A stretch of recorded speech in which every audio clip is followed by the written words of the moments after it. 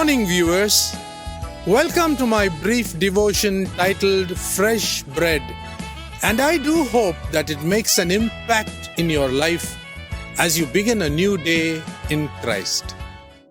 Turn with me to 1 Corinthians chapter 9 verse 16 to see what Apostle Paul is saying. Woe to me if I do not preach the gospel.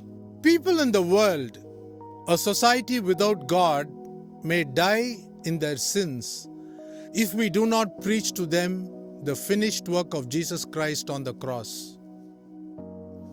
The author of the book of Acts, Dr. Luke, writes that there is no other way of salvation except through Jesus Christ.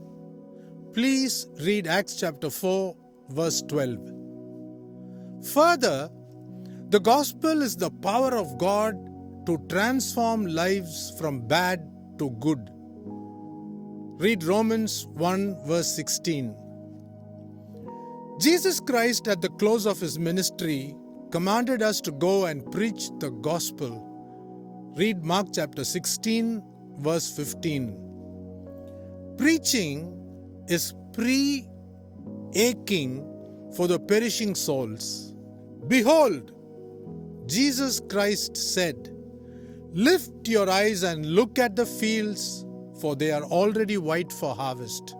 We read this in the Gospel of John chapter 4 verse 35.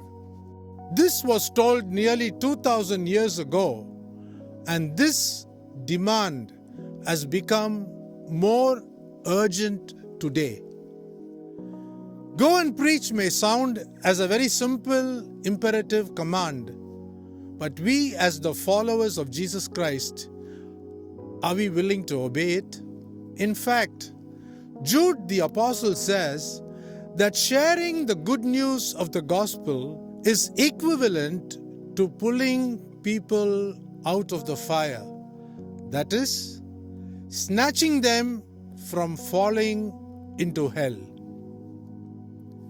God can use anyone he wants, but we must realize that it is our privilege to be used by him. At this juncture, let me read Isaiah chapter 6 verse 8 for all to hear.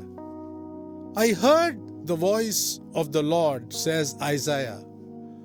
Who then will go and whom shall I send? Like Isaiah the prophet responded, let us also respond, saying, Here am I, Lord, send me. Let us put our feet to work and legs to faith. The Lord will reward every person for the labors to carry the good news to hopeless sinners living in this world. Apostle Paul, in his letter to the Romans, seems to scream, and how are they to hear without a preacher? Read Romans chapter 10, verse 14b. That's the second half. Then finally in verse 17 in the same chapter 10, he teaches us, faith comes from what is heard, and what is heard comes by the preaching of Christ.